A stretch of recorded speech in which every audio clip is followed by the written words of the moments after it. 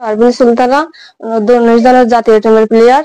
আমি ওই যে ছুটিতে বাসায় আসি 14 এপ্রিল, পয়লা বৈশাখ।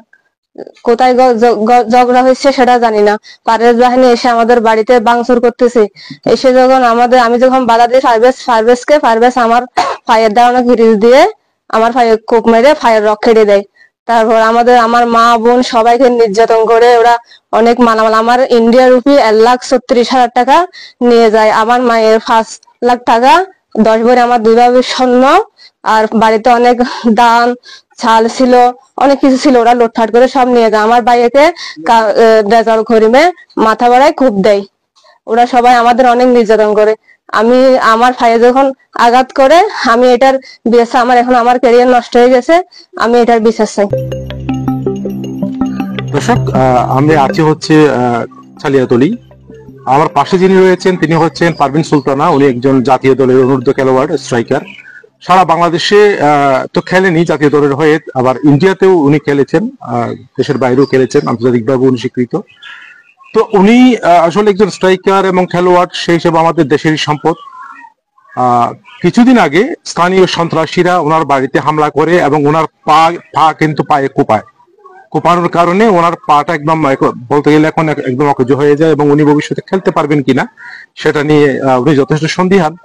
তো আমরা ওনার মুখ থেকে শুনবো আসলে উনি আসলে কখন ঘটনাটা ঘটেছে এবং কি হয়েছে। আপনি কি জাতীয় দলে খেলেন? জি জি। আচ্ছা, আসলে কি হয়েছে? আপনি কেন এভাবে ক্র্যাচের উপর দিয়ে হাঁটতেছেন, একটু যদি আমাকে বলেন। যে আমি ঈদের সময় ছুটিতে আসি, তা হঠাৎ যে কোথায় কি ঘটনা হয়েছে সেটা আমি জানি না। রেজাল করিম কাজল আমার ভাইকে খুব মারে দেয়।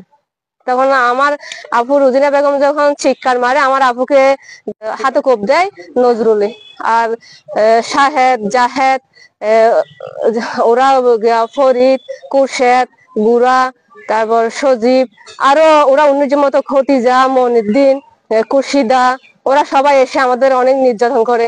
আমার 36,000 টাকার রুপি ছিল, এগুলা সব ওরা লুটপাট করে সব নিয়ে যায় আমাদের বাসার থেকে। আপনি খেলে আসার পরে দিদিতে ক্লাস পরে এটা।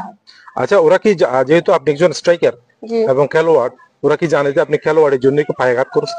হ্যাঁ, আমি খেলোয়াড়, তাই একটা বিচার হয়। আমি একটা থানায় প্রশাসনের কাছে একটা মামলা করছি, তাই এটা যেন প্রশাসনের জন্য আমার আবেদন, এটা যেন মামলাটা যেন সবাইকে, আমার বোনদের সবাইকে ওরা মামলা দিছে, আমাকে সব মামলা দিছে ওরা। তো এখন ভবিষ্যতে খেলার ব্যাপারে আপনি কতটুকু আশাবাদী খেলতে পারবেন?